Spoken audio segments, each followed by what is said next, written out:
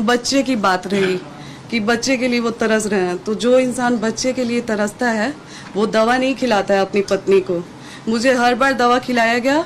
अब बहुत सारी चीज़ें मैंने आज भी मीडिया में नहीं रखी थी, लेकिन आज पवन जी ने मुझे मजबूर कर दिया है। मैं पवन जी को बदनाम नहीं कर रही हूँ, मैं बस अपना पक्ष रख रही हूँ। खुद के बारे में जो चीज़ें हैं वो मैं आज मीडिया में रख रही हूँ। पवन जी द्वारा मुझे जब दवा खिलाया जाता था, उस चीज़ के विरोध में जब मैं बोलती थी तो मुझे इतना टॉर्चर किया गया कि मैंने स्लीपिंग पिल्स खा लिया था, नींद की गोली। उस समय उनके भैया रानू भैया जी थे और उनके टीम मेंबर में से दीपक भैया थे, बिक्की जी थे। रात के 2 बजे वो लोग मुझे उठा के हॉस्पिटल ले गए और वहाँ पे मेरा इलाज हुआ। हॉस्पिटल का नाम मैं आपको दिखाती हूँ। कौन सी दवा देते थे ज्योति जी, बता सकती है क्या? जी वो जो गर्भपात का दवा खिलाते थे मुझे। 15 साल में कार्यकर्ता के रूप में काम किए पार्टी में, फिर भी उनको पार्टी के द्वारा टिकट नहीं मिला, तो वो हमें टिकट क्या दिलाएंगे? मामला नहीं था क्या? दोबारा जब पति पत्नी की तरह मुझे रखा गया, उस समय चुनाव में मामला नहीं था क्या? जब लोकसभा चुनाव से पहले पवन जी मुझे अपने फ्लैट पे लेके गए, उस समय कोर्ट में मामला नहीं था क्या? जब दोबारा पवन जी चुनाव के बाद मुझे 20 दिन 25 दिन लाके अपने घर में रखे, उस समय कोर्ट में मामला नहीं था। और रही बात पति को याद करने की, आज मैं पति को याद कर रही हूँ, तो मैं आज से उनसे संपर्क करने की कोशिश नहीं कर रही हूँ, मैं बहुत पहले से संपर्क करने की कोशिश कर रही हूँ। लेकिन कभी उनके भाई द्वारा दुत्कार दिया जाता है, कभी उनके मतलब उनकी फैमिली से भी मैं कांटेक्ट, पवन जी से मेरी बात होती नहीं है, पवन जी मेरा फोन उठाते नहीं है, और मैं किसी और से बात करने की कोशिश करती हूँ तो वो लोग मुझसे इस तरीके से बात करते हैं। मैंने कई बार कोशिश किया था बात करने की पवन जी से, आज से नहीं बहुत टाइम से मैं कोशिश कर रही हूँ, लेकिन पवन जी मुझसे बात नहीं करते थे और ये रहा। मतलब लगातार उनसे संपर्क करना चाह रही हैं? जी, ये गलत बात है कि मैं चुनाव के टाइम उनसे संपर्क करने की कोशिश कर रही थी। मैं बहुत टाइम से उनसे बात करने की, हाँ, जब लोकसभा चुनाव के पहले हमारी कोई बातचीत नहीं थी, उस समय मैं भी संतुष्ट हो गई थी कि पवन जी ने मुझ पे डाइवोर्स फाइल कर दिया है। और पहले तो मैं ये क्लियर कर दूं लोगों से कि डाइवोर्स हमारी तरफ से नहीं फाइल हुआ है, डाइवोर्स पवन जी की तरफ से फाइल किया गया है। डाइवोर्स का केस पहले पवन जी ने डाला है, हमारी तरफ से नहीं हुआ। हमारी तरफ से शुरू से ही मैं लगी थी कि अपना रिश्ता बचा लूं। हाँ, जब डाइवोर्स फाइल हुआ था तो मैं मुझे भी हो गया कि चलो, मैं उस समय शांत हो गई कि उन्होंने डाइवोर्स फाइल कर दिया, वो नहीं रखना चाहते हैं, तो कब तक मैं ये चीजों को वो करूं, कब तक मैं झेलूं, तो मैं शांत हो गई थी। लेकिन दोबारा जब ये लोकसभा चुनाव में बुला के मुझे यूज किया गया, मेरे मांग में सिंदूर भरा गया, तो क्या मेरा कोई मान सम्मान नहीं है?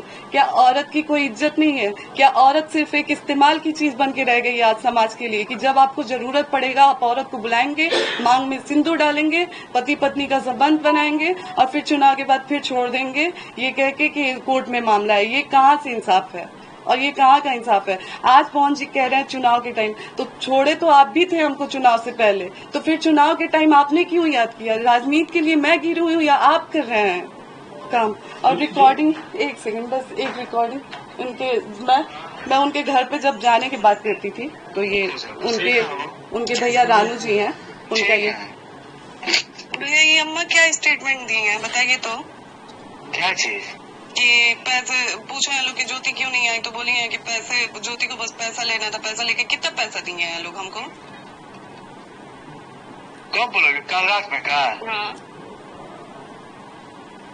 कितना पैसा आप बताइए कि इलेक्शन में कितना पैसा हमको दिया गया था? गाड़ी की बात है तो गाड़ी हम मांगे थे, कहीं दिखाते पवन सिंह की हम उनसे गाड़ी मांगे हैं?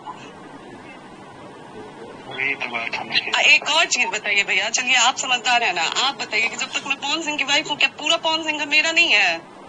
आज अगर घरों पे हम आके रहना चाहे तो कोई हमको निकाल देगा? अब तो क्या करबो ना करबो हम क्या जानते हैं भाई, लेकिन जब कोर्ट में तलाक के केस चल रहा है तो कोर्ट में भैया सुनिए, वकील हक लेके जावे क्या? अरे भैया आपसे बात, अरे पागल, हम जो तू कहते हो कानून में कोई ऐसा नियम ही नहीं है। बात हम कह रहे हैं भैया, नहीं, कानून में कोई ऐसा नियम नहीं है। यही नियम है कि जब तक तलाक नहीं होता है तब तक आप जाके अपने नहीं, जब कोर्ट में जब तलाक के केस चल रहा है, भैया हम आ जाए, आप लोग रोक लेंगे हमको? आइए, हम आ जाए, रोक लेंगे हमको? हाँ आइए, ठीक है, आप रोक लेंगे ना हमको? अरे मैं धरा ना यार, फालतू मत बोलो, धरा ज्योति अपना काम है, बात हमारे से मत करो, ठीक है ना? फोन मत काटिए आप क्यों नहीं काटे हैं? क्यों काटे? ये किसकी बातचीत है? ये आपकी और उनके भाई की?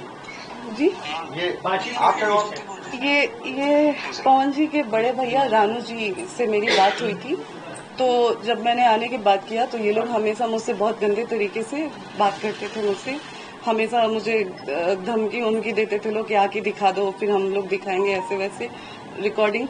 और हॉस्पिटल, जिस हॉस्पिटल में मैंने नींद की गोली खाई थी, उसके बाद रानू भैया के द्वारा वहाँ पे पवन जी के पहले की टीम में से दीपक भैया जी थे, रानू भैया जी थे और बिक्की जी थे। हॉस्पिटल का नाम ये हॉस्पिटल है जिसमें मुझे 2 बजे रात को ले जाके इलाज करवाया गया।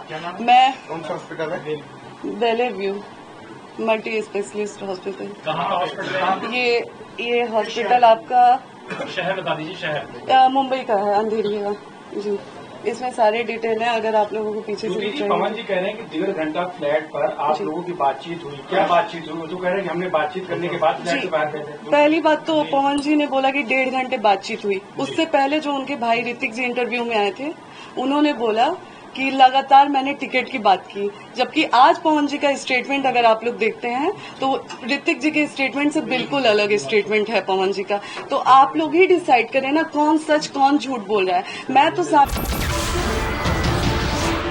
नमस्कार, मैं हूं मानक गुप्ता। अगर आपको हमारा ये वीडियो पसंद आया हो तो इसे लाइक और शेयर जरूर करें और हाँ, हमें सब्सक्राइब और फॉलो करना ना भूलें ताकि आप देश और दुनिया की कोई खबर मिस ना करें। तो जुड़े रहिए हमारे साथ और देखते रहिए News 24।